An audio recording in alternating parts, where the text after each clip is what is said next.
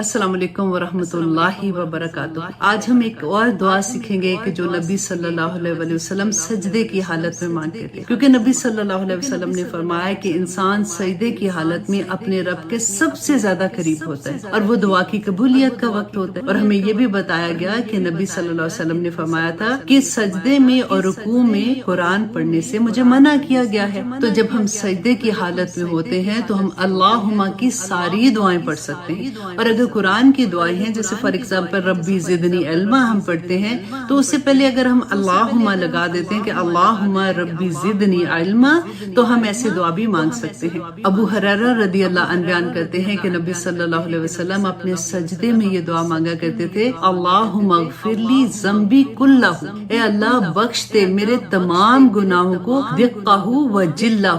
چھوٹے اور بڑے گناہ، و اولہ و آخرہ، اور میرے اگلے اور پچھلے، وعلانیتہ